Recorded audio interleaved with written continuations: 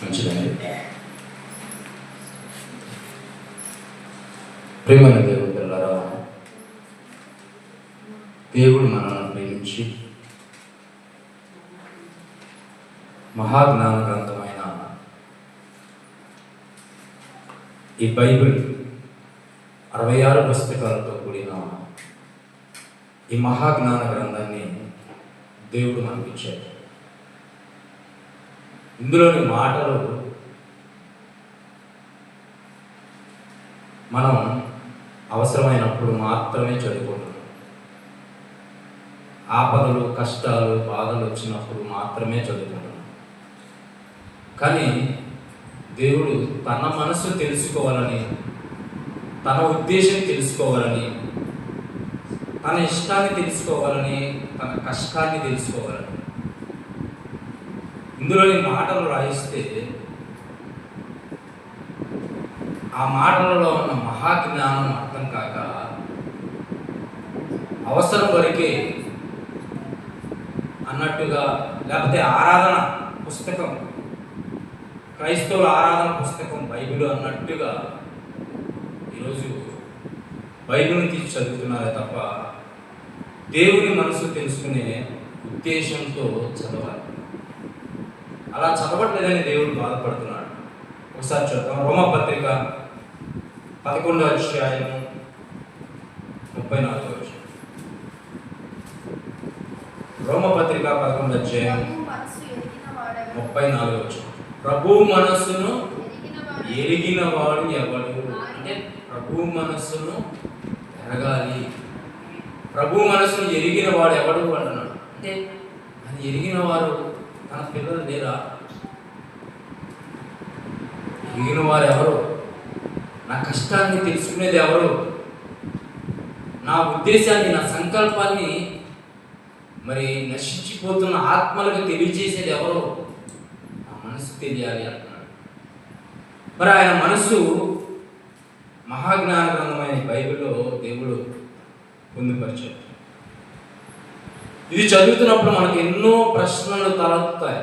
కానీ ఆ ప్రశ్నలుగానే మిగిలిపోతున్నాయి. ప్రశ్నలుగానే మిగిలిపోతున్నాయి. కానీ సమాధానం తెలుసుకోలేకపోతున్నాం.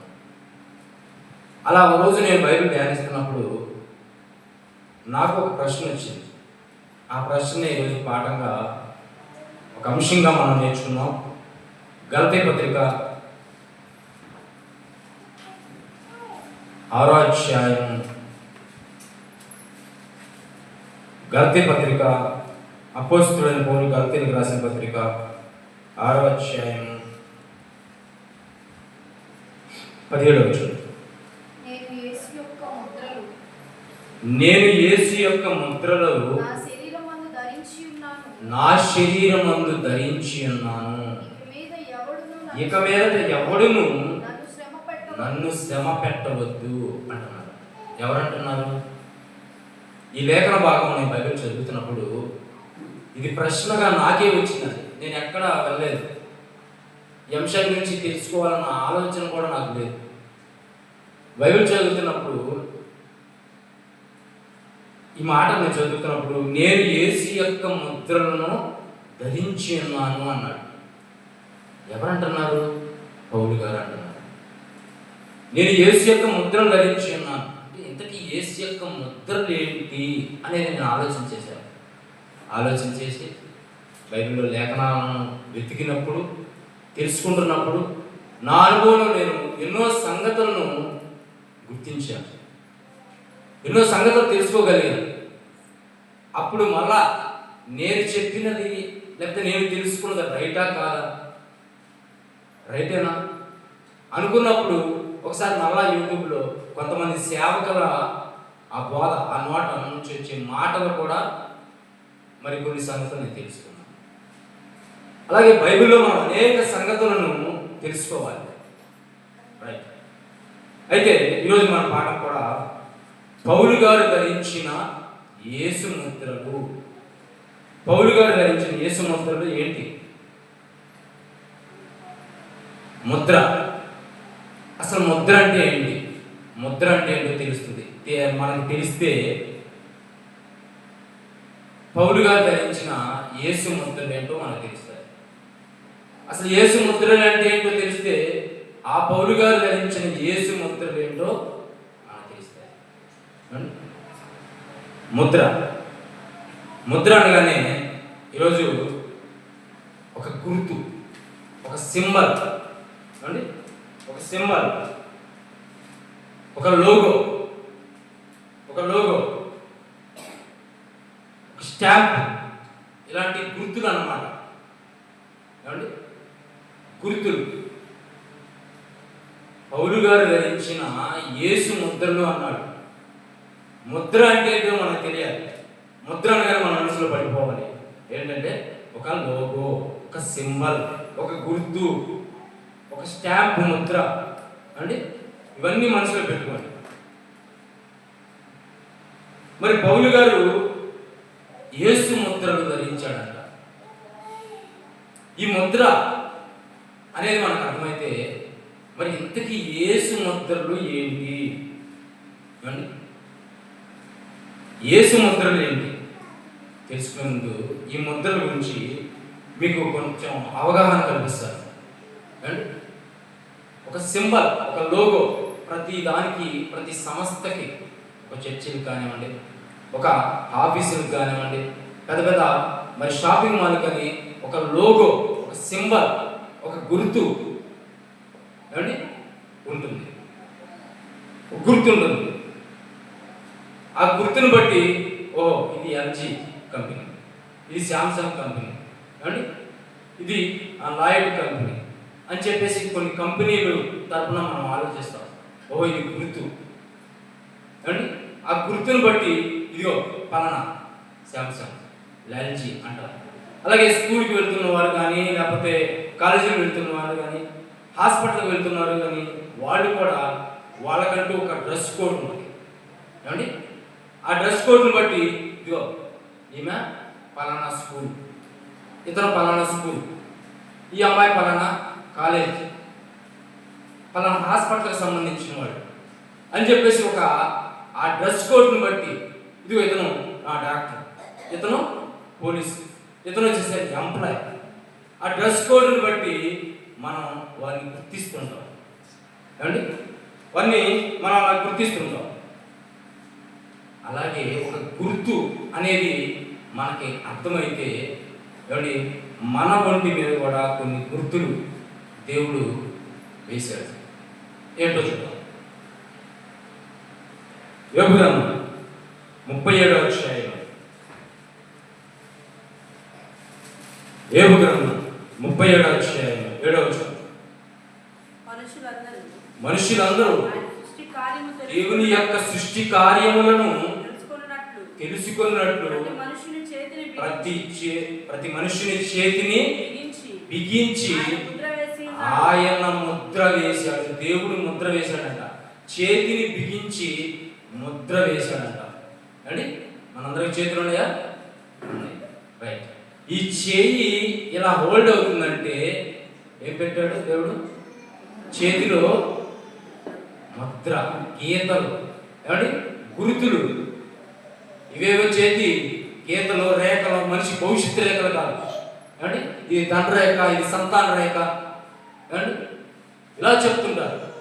కానీ ఈ శరీరంలో చెయ్యి ఇలా హోల్డ్ అవడానికి దేవుడు పెట్టిన ముద్ర, ఇది ముద్ర. అలాగే సింబల్ ఏమండి, వేలి ముద్ర. మనం సైన్ చేస్తాం. కొంతమంది చదువు రాని వాడు వేలి ముద్ర వేస్తారు, వేలి ముద్ర వేస్తారు. చక్కగా వేలి ముద్ర అంటే ఒకరి వేలి ముద్ర ఒకరితో టచ్ అవ్వదా, మ్యాచ్ అవ్వదా?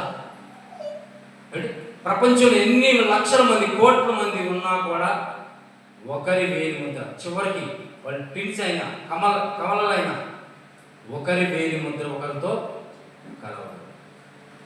ఇక రీసెంట్గా వీళ్ళు ఈ మధ్య కాలంలో ఇది ఒక కళ్ళు కూడా ఆధార్ కార్డు ఫోటో వేస్తున్నారు. అంటే కళ్ళు కూడా కలవ.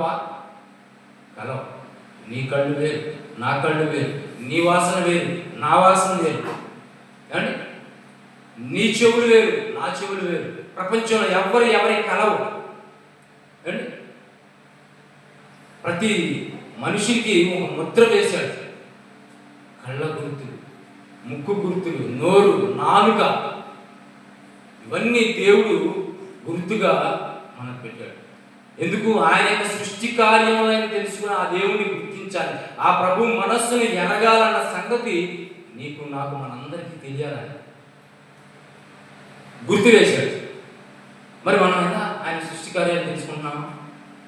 తెలుసుకోవట్లేదని దేవుడు ఇదిగో ఈ గుర్తులైనా తెలుసుకోండిరా బాబు, మీకు తెలుసుకోవడానికి ఇది పలానా గుర్తు, పలానా సింబల్, పలానా లోగో అని మీరు పలానా వాటిని బట్టి పలానా వాటి కంపెనీ అని చెప్పేసి వాటికి సంబంధించిందని మీరు ఆలోచిస్తున్నారు, కానీ నన్ను తెలుసుకోవట్లేదు.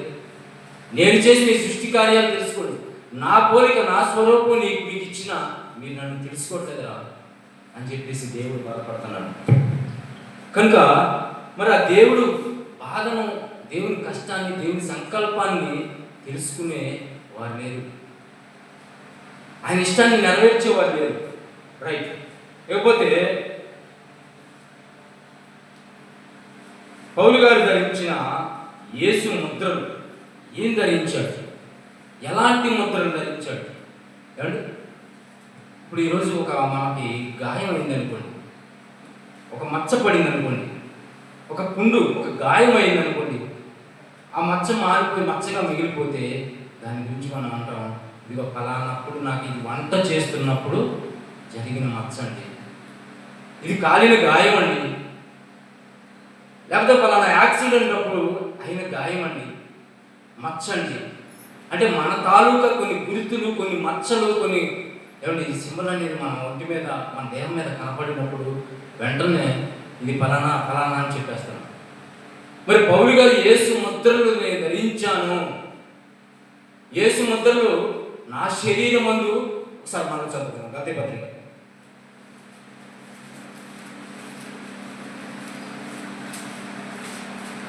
గద్దే పత్రిక 6:17. నేను యేసుక్రీస్తు యొక్క ముద్రలు నా శరీరమందు ధరించున్నాను. చూసారా? ఆ యేసుక్రీస్తు వారి ముద్రలు నా శరీరమందు నేను ధరించున్నాను. ఆయనకున్న ముద్రలు చెప్పట్లేదు, యేసు యొక్క ముద్రలు చెప్తున్నాడు. అవి నేను ధరించాను అంటున్నాడు. అంతేగా ఆయన ఏం ధరించాడు? ఎలాంటి ముద్రలు ధరించాడు? అంటే మనం వంటి మీద గాయం అయినప్పుడు, కాలిన అయినప్పుడు, యాక్సిడెంట్ అయినప్పుడు వెంటనే మనం ఫలానా తాలూకు అనేది మనం చెప్పేస్తున్నాం. దీనికి సంబంధించిన గాయం, దీనికి సంబంధించిన మచ్చ అని చెప్పేస్తున్నాం. ఈ మధ్యకాలంలో ఫ్లైట్ క్రాస్ అయింది కదండి, ఫ్లైట్ అది దాంట్లో మరి సుమారు 240 మంది చనిపోయారు. అంటే 240 మంది వారు శవాలు కూడా ఎవరిది అనేది గుర్తించడానికి కూడా కష్టమైపోయింది. అప్పుడు మరి వాళ్ళ బంధువులకి, తల్లిదండ్రులకు అప్పగించాలి కదా, వెంటనే కొన్ని DNA టెస్టులు చేసి వాళ్ళ బంధువులకి అప్పగించారు. అంటే గుర్తుపట్టలేనంతగా మారిపోయారు. మరి మనల్ని గుర్తుపట్టాలి. ఏమంటే మన పిల్లలు మనం గుర్తుపడతామా? మన తల్లిదండ్రులు మనం గుర్తుపడతామా? 2 సంవత్సరాలు వచ్చేసరికి పిల్లవాడు ఏమంటే ఒక సంవత్సరం తన తల్లి అర్థమైపోతుంది. నాన్న అని చూపించగా నాన్నని గుర్తుపట్టేస్తున్నాడు, తల్లిని గుర్తుపడుతున్నాడు. మరొక తల్లి చేతిలో ఎత్తుకోగానే ఆ స్పర్శను నా తల్లి కాదేమో అనేది ఆ బిడ్డ గుర్తిస్తున్నాడు. అంటే పిల్లవాళ్ళకి తెలుస్తుంది, తల్లిదండ్రులకు తెలుస్తుంది, అందరికీ నా వాళ్ళని గుర్తుపట్టేస్తున్నారు. మరి దేవుని గుర్తుపట్టేంటండి? దేవుడు ఎవరు? దేవుడు లేడు అంటున్నాడు. మధ్యకాలంలో కాలిఫోర్నియాలో ఒక కారు చిచ్చు మొదలైంది. ఒక ఆమె, నో గాడ్, ఈ సృష్టి దేవునికి కాదు, ఇదంతా మా సొంత పనే, నో గాడ్ అని మాట్లాడుతుంది. చూసారా? అంటే దేవుడు లేడు అనే స్థాయికి ఈరోజు మనిషి ఎదిగిపోయినప్పుడు, దేవుని మాట వినవాడే స్థాయిగా మారిపోయినప్పుడు దేవుడు కలగజేసుకోడా? అందుకనే మనకి ఈ సృష్టిలో కొన్ని గుర్తులు పెట్టారు. ఈరోజు మనం ఒక నేరస్తుడు అనే సంగతి మనకు తెలియాలంటే ఈరోజు టెక్నాలజీ ప్రకారం వెంటనే పసిగట్టేస్తున్నాం, నేరస్తుని పట్టేస్తున్నాం. వాటి ఆధారాలు తీసుకున్నారు, వేలు ముద్దలు కానీ, సాక్ష్యాలు కానీ ఏవో తీసుకొని ఆ నేరాన్ని సీసీ కెమెరాల ద్వారా పసిగట్టేస్తున్నారు.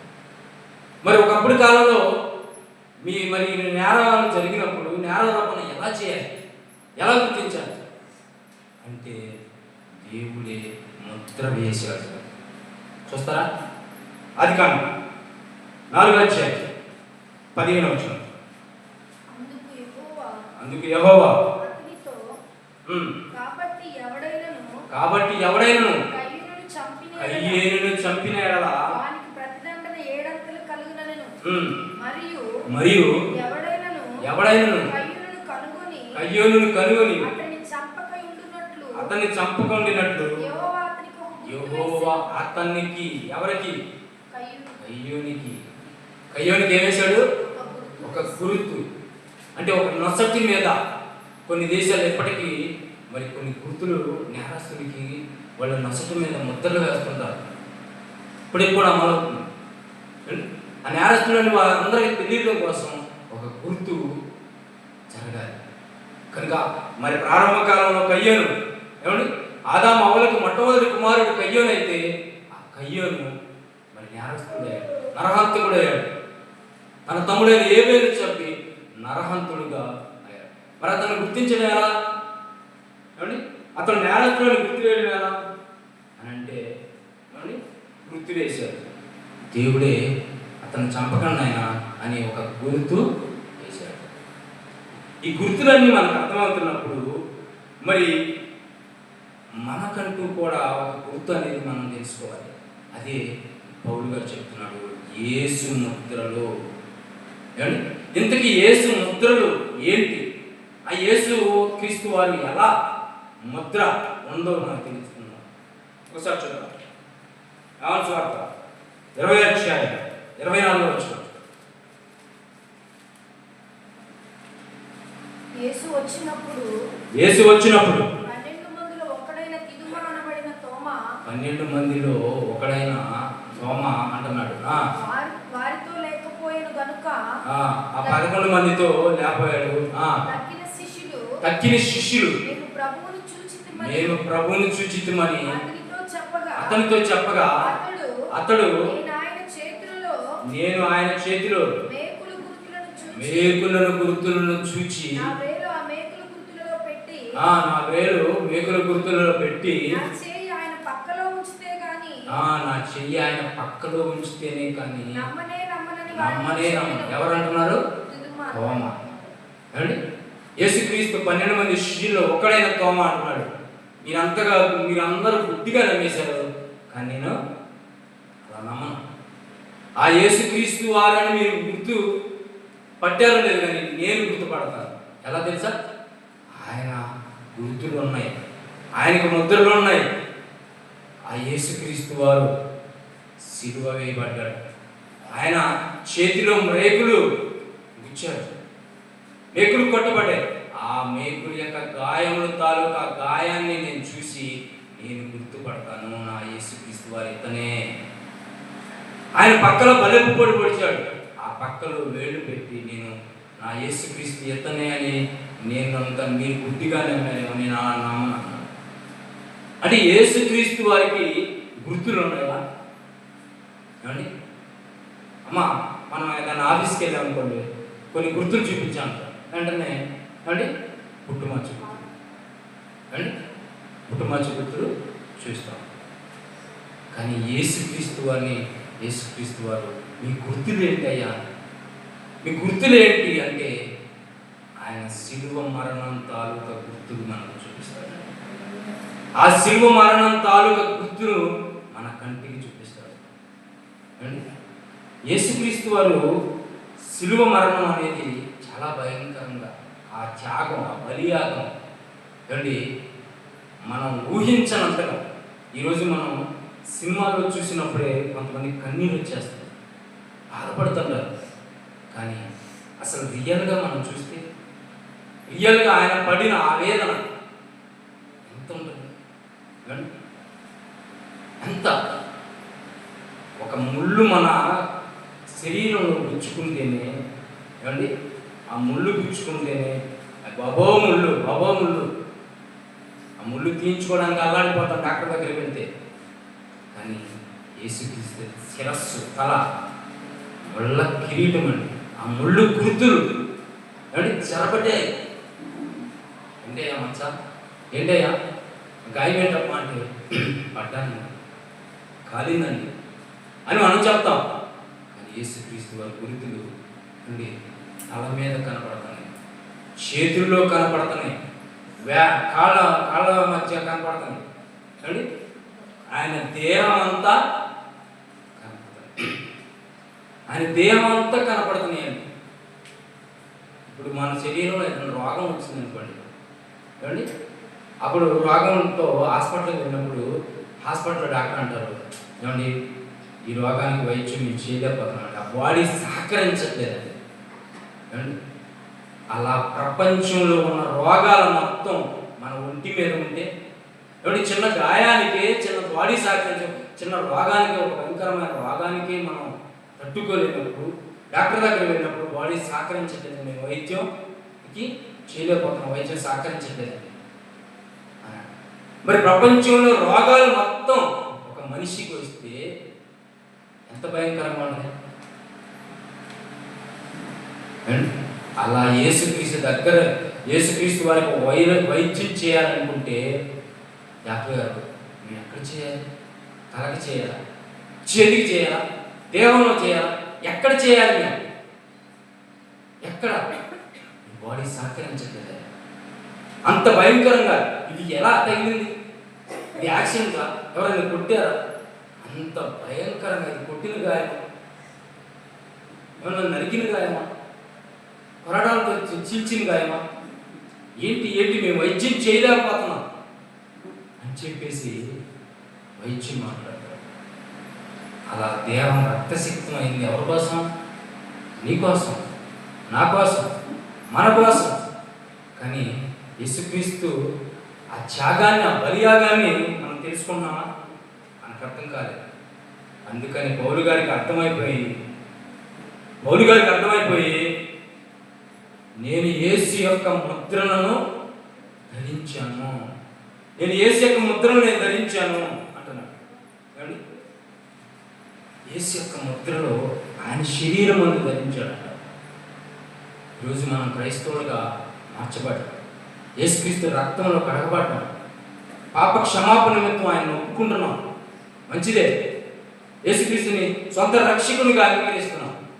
కానీ నీలో నాలో మన యేసు ముద్రలు ఉన్నాయా? ఒకసారి ఆలోచిద్దాం, ఒకసారి మనం పరీక్షించుకున్నాం. నాలో యేసు ముద్రలు ఉన్నాయా? పౌలు గారు ఎందుకు అంటున్నాడు ఈ మాట అండి? ఇదే కాదు, బైబిల్ గారు అన్న ప్రతి మాట నేను క్రీస్తుతో సిలువ వేయబడి ఉన్నాను అంటాడు అండి. నేను క్రీస్తుతో సిలువ వేయబడను, ఆ మాట మనం అనగామా? క్రీస్తుతో సిలువ వేయబడింది దొంగలు అయితే, ఇద్దరు దొంగలు అయితే ఆయన సిలువ వేయబడ్డాను అన్నాడు అండి. నేను క్రీస్తు యొక్క సైనికుని అన్నాను అండి. ఆయన ప్రతి మాట ఆలోచిస్తే చాలా అద్భుతం అండి. పౌలు గారు మాట్లాడిన ప్రతి మాట అద్భుతం, చాలా కష్టం. ఆయన పత్రికలు కూడా కష్టం అన్నాడు పేతురు గారు, చాలా కష్టమైనవి అన్నాడు.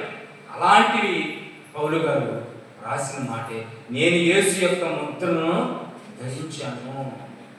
ఒక సింబల్, ఒక గుర్తు, ఒక లోగో అనేది నా శరీరం అందు ఉంది, నా శరీరం అందు ఉంది అంటున్నాడు కానీ రోజు మనం ఆలోచించినప్పుడు ఈ సెల్ ఫోన్ ఉంది కదండి, ఈ సెల్ ఫోన్ మీద మరి వేలుముద్ర టచ్ చేస్తే ఆ వేలుముద్ర ఇంగ్లీష్లో ఉంటుంది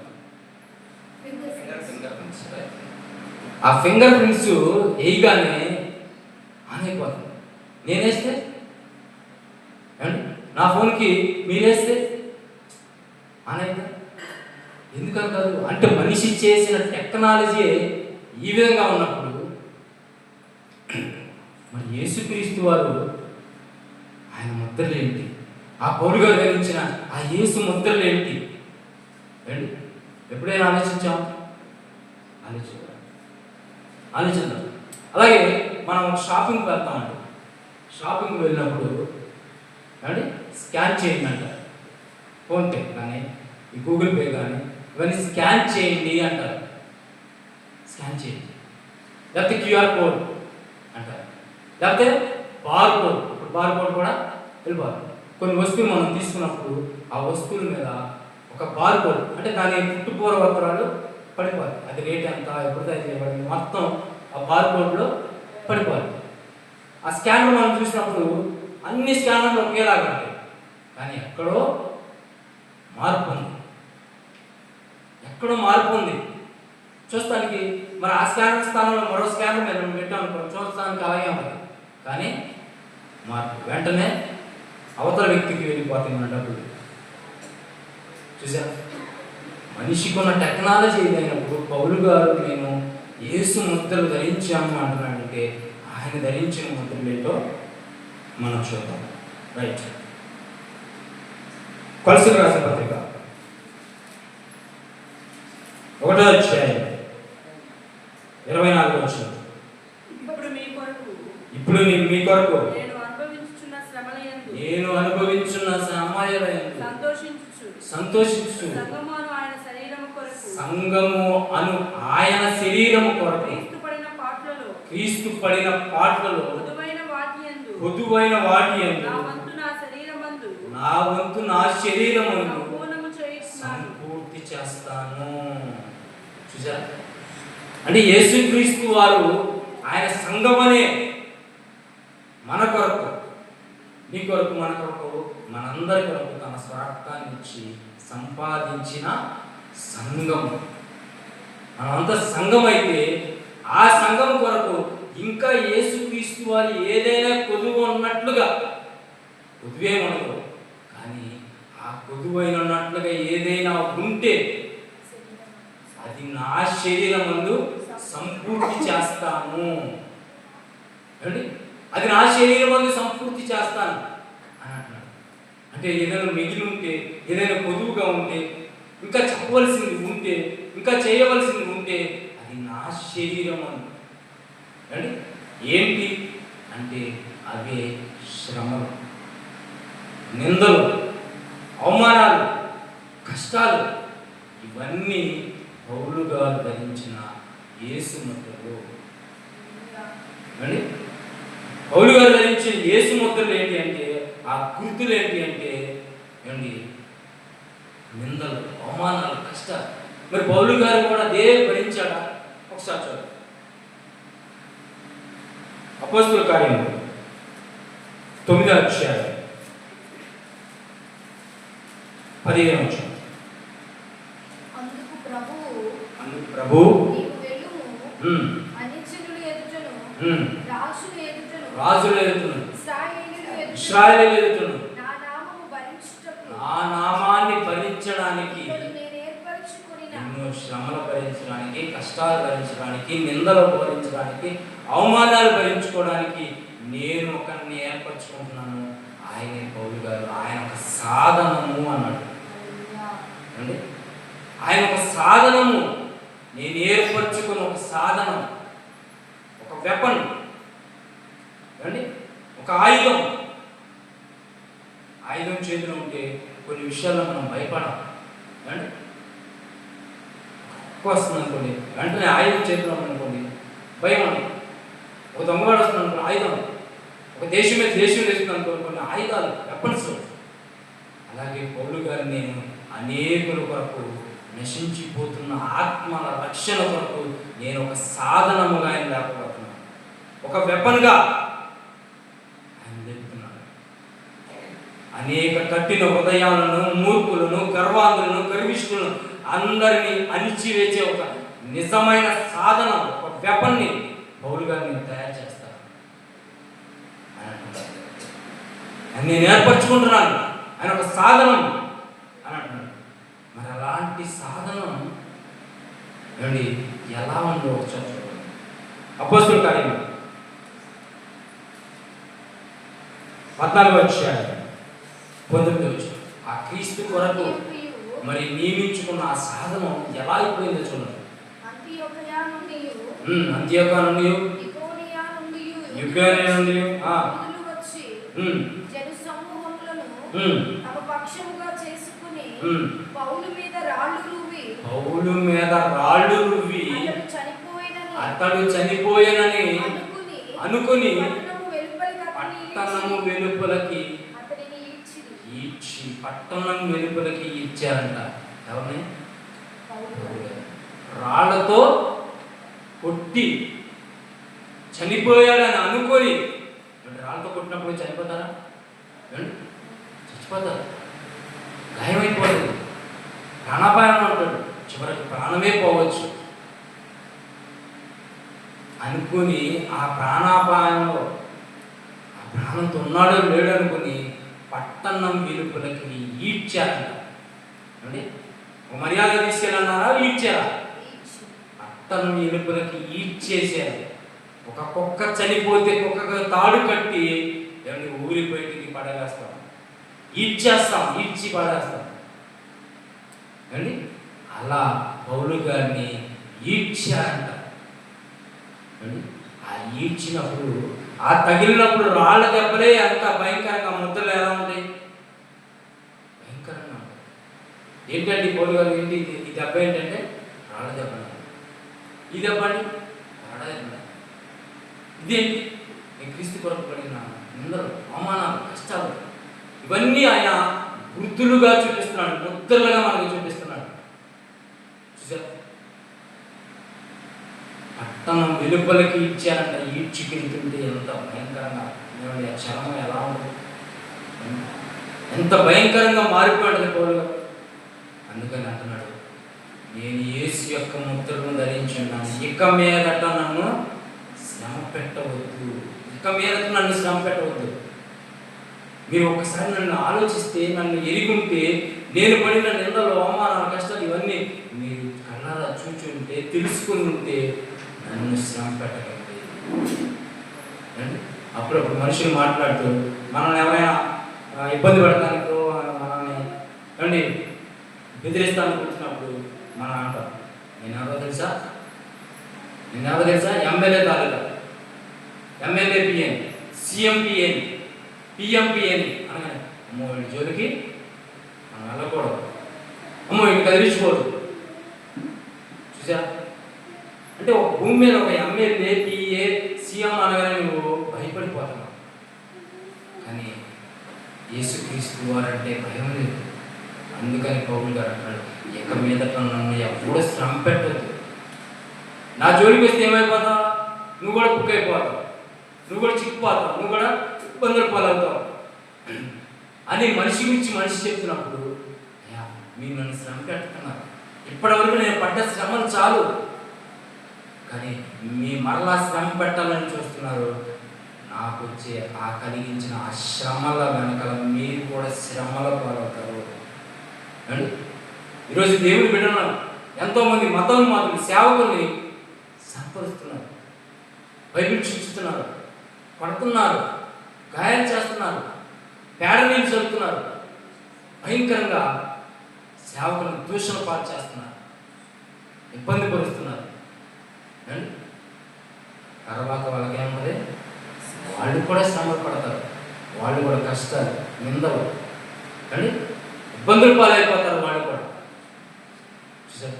అందుకని పౌలు గారు చెప్తున్నాడు, నేను యేసు యొక్క ముద్రలను ధరించాను అంటున్నాడు. మరొక మాట చూద్దాం. రోమపత్రిక 8వ అధ్యాయం 18వ వచనం. మన ఎడల ప్రత్యక్షము కాబో మహిమ ఎదుట, మన ఎడల ప్రత్యక్షము కాబో మహిమ ఎదుట ఎప్పటి కాలపు శ్రమలు ఎన్న తగినవి కావు. చూసా? ఎప్పటి కాలపు శ్రమలు ఎన్న తగినవి కావు. నేను ఎంచుకోవట్లేదు. ఇప్పటి వరకు నాకు జరిగిన శ్రమలు ఆయన కొరింథీ పత్రికలో 2వ పత్రికలో 11వ అధ్యాయం 23 నుంచి 28 వరకు మనం చూస్తే పౌలు గారి శ్రమలు అనేవి మనకు కనిపిస్తాయి. ఏమండి? నేను అపరిమితంగా హింసించారు, దెబ్బలు కొట్టారు, మమ్మారు వాడపగిలేసి అమ్మవాడిని తిని, సహోదరు వల్ల ఇబ్బంది పడి తిని, ఇలా ఆయన శ్రమలు, ఆయన కష్టాలు ఆయన అక్కడ రాయించాడు అని అంటూ ఎప్పటి కాలపు శ్రమలు ఎన్న తగినవి నేను ఎంచుకోవట్లేదు అండి. మనమైతే ఎంచుకుంటాం. చిన్న కష్టం వచ్చిందంటే, చిన్న నష్టం జరిగిందంటే, చిన్న అనారోగ్య పరిస్థితి వచ్చిందంటే వెంటనే ఏమంటుంది సార్, దేవుడు మీద నిందలే చేస్తాం, దేవుడు అన్యాయం చేశాడని మాట అనేస్తాం అండి. దేవుడు ఉన్నావా, అసలు ఉన్నావా అంటాడు. అంటే ఎంత ఆయనకున్న శ్రమలను మనం ఆలోచించినప్పుడు, యేసు యొక్క ముద్రలని ఆయన అంటున్నప్పుడు మనం కనీసం అండి అందులోని ఆలోచించకుండా చిన్నపాటి శ్రమలు ఏమండి కింద చదువు ఈ చులకన పాటి శ్రమలు ఉంటుంది. దేవుని కుమారుల ప్రత్యక్షత కొరకు ఇప్పటికాల శ్రమలు కావని ఎంచుచున్నాను. దేవుని కుమారుల ప్రత్యక్షత కొరకు సృష్టి మిగుల ఆశతో తేరిచుచుచు ఈ చులకనైన శ్రమ మమ్మల్ని ఏం చేయగలనని కూడా అంటాడండి. కనుక మరి ఆ శ్రమలు మనం లెక్క చేయట్లేదు అంటే అంత ఆ శ్రమలను మనం ఆలోచించట్లేదు. పౌలుగా ఎంత ఇబ్బంది పడ్డాడో, ఎంత శ్రమలు, ఆ యేసు యొక్క ముద్రలు గుర్తులు ఆయన ఎలా ధరించుకున్నాడో అని ఆలోచించట్లేదు అండి. మనకు కలిగిన కష్టాలు, బాధలు ఇవివేటినే ప్రభువా నాదే, నా శ్రమ చూడు, నా కష్టం చూడు, నా నిందలు చూడు, నాకే వస్తున్నట్టుగా మనం ఆ దేవుని ముందు చెప్పేస్తాం. ఇంకా క్రైస్తవులు ఎంత సోమరుగా చేశారంటే అండి, మధ్యకాలంలో సెల్ ఫోన్లు, సోషల్ మీడియాలో వస్తుంది అండి. సోషల్ మీడియాలో మనం బాగా చూస్తున్నాం, బాగా వైరల్ అయిపోతుంది. మా ఇంట్లో గ్యాస్ అయిపోయింది, యేసు ప్రభు ప్రార్థన చేశాను అండి, గ్యాస్ వచ్చేసి నాకు చేతిలో డబ్బులు లేవు, ఏటీఎంలో పడాలని ప్రభు నాకు వెంటనే ఏటీఎంలో పడి, ఏటీఎంలో పడగానే పడిపోతాయా అండి. గ్యాస్ అయిపోగానే గ్యాస్ ఫోన్ చేసి అంత తీయగలేక ఏమంటే ఆ గ్యాస్ వచ్చిన ఆటో తెచ్చుకోలేక అంత సోమరతనంగా ప్రవర్తిస్తూ అండి, ప్రభా నాకు గ్యాస్ అయిపోయింది, గ్యాస్ వచ్చును కాదు, డబ్బులు వచ్చును కాదు ఏంటి అంటే అంత సోమరులుగా మారిపోతున్నారు తప్ప శ్రమలు పడాలన్న ఆలోచన ఎక్కడ ఉంది? పౌలు గారు ధరించిన యేసు ముద్రలు నా శరీరం మందు ఉండాలని ఎవరు ఆలోచిస్తున్నాడు? పౌలు గారు ఆయన సమస్తాన్ని పెంట అన్నాడు అండి. సమస్తమును మురికిగా, లోకమును మురికిగా ఎంచుకుంటున్నాను అన్నాడు. బ్రతుకుడు క్రీస్తు, చావు అయితే లాభము అన్నాడు అండి. మరొకటి, ఇదిగో నేను ప్రసవ వేదన పడుతున్నాను, మీ విషయం మీరు మారాలి, మీ విషయమే నాకు మరలా ప్రసవ వేదన కలుగుతుంది. ఒక స్త్రీకి ప్రసవ వేదన ఎంత ఏమండి, మరలా ఒక తల్లి ఒక బిడ్డకు జన్మనివ్వడం అంటే ఆ ప్రసవ వేదన అనేది మరలా జన్మెత్తినట్టు, చచ్చి బతికినట్టే అంటారు. మరి మీకోసం నేను ప్రకటిస్తున్నాను, ప్రయాణం చేస్తున్నాను, అలసిపోతున్నాను. ఎన్నో గాయాలు, ఎన్నో దెబ్బలు, ఎన్నో నిందలు, అవమానాలు, కష్టాలు ఇవన్నీ భరించుకుంటూ కూడా మీకు సువార్త చేస్తున్నాను. మీరు అర్థం చేసుకోరా? అందుకని దేవుడు పౌలు గారు రాయించిన, ప్రయాణం చేసిన మరి మ్యాప్ దేవుడు రాయించాడు. చివరి బైబిల్ చివరం పౌలు గారి ప్రయాణం చేసిన ఆ దేశాలు, ఆయన సువార్త చేసిన ఆ ప్రాంతాలు ఎంతైతే ఉందో అంతగా ఆయన రాయసపడ్డాడు. ఎన్నో నిందలు, అవమానాలు, కష్టాలు, ఒక యేసుని నిందించినట్టుగా, యేసుని హింసించినట్టుగా అంత భయంకరంగా మరి ఎన్నో శ్రమల పాలైన, కానీ ఆయన ఏమనుకుంటున్నాడు తెలుసా అండి, నేను యేసు యొక్క ముద్రలు ధరించున్నాను, నేను యేసు యొక్క ముద్రలు ధరించున్నాను అని చెప్పేసి చెప్తున్నాడు. చివరిగా మరొక మాట చూసుకొని మనం నేర్చుకున్నాం.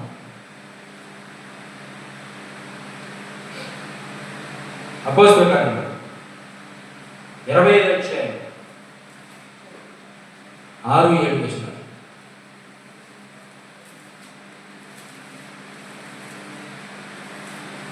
అపోస్తలుల కార్యములు 25వ అధ్యాయం 6-7 వచనాలు.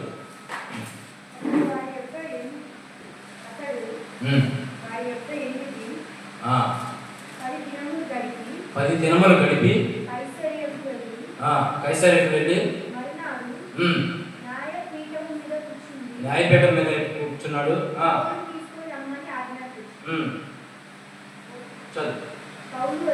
పౌలు వచ్చినప్పుడు యెరూషలేము నుండి వచ్చిన అతని చుట్టూ నిలిచిన వాళ్ళందరూ ఆయన మీద అనేక నేరములు మోపారు. ఒకనాడు యేసు మీద నేరాలు మోపారు అండి.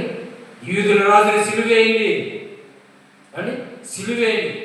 ఆయన దొంగ ఉన్నాడు కదా, అతను విడుదల చేస్తాను. అతను ఏ దోషం కదండి, ఏ నేరం కనపడలేదు, అతను విడుదల చేస్తాను, యేసుక్రీస్తుని విడుదల చేస్తాను. అయ్యో బరప్పని ఒక ఆయన అన్నాడు, ఆయన శిక్షిస్తానంటే లేదు యేసుక్రీస్తునే శిక్షించండి.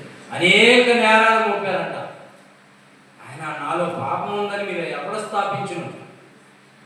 ఆయన మీద నేరాలు అపరాధాలే లేదు, మన అపరాధాలు మన పాపాలే క్షమించడానికి వచ్చిన ఆయన మీద నేరాలు మోపారు.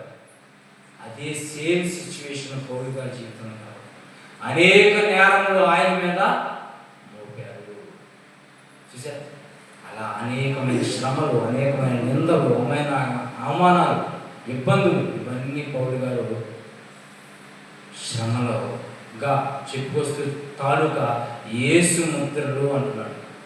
అండి, ఇప్పుడు నీలో నాలో మనలో యేసు ముద్రలు కనిపిస్తున్నాయా? అండి, ఇంతైనా కొంతైనా కనిపిస్తున్నాయా? అండి, మనలో ఏం కనిపిస్తుంది? మరొక ముద్ర ఉంది, అదే క్రూరముఖపు ముద్ర. అండి, క్రూరముఖపు ముద్ర. ఆ ముద్ర వేసుకున్న వాళ్ళుగా కనపడుతున్నాం, దొంగలుగా కనపడుతున్నాం. ఏంటయ్యా అంటే పలానోడండి, పలానా సుబ్బారావు గారు అండి, ఆయన లేకనండి అంటే తెలియదు. పలానా తాగుబోతుడు అనగానే చెప్పారు. పలానా రోడ్లు అమ్మటి ఎల్లమ్మటి తిరుగుతుందండి, ఆవండి అని అంటే పలానా అవసరం ముచ్చట్లు ఆడుతుంది, ఆవందని చెప్పేస్తారు. దేవుడి స్వరక్తం ఇచ్చి సంపాదించి నిన్ను కాల్చి నిన్ను బ్రతికించి నీ పాప క్షమాపణ నుంచి విడుదల చేసి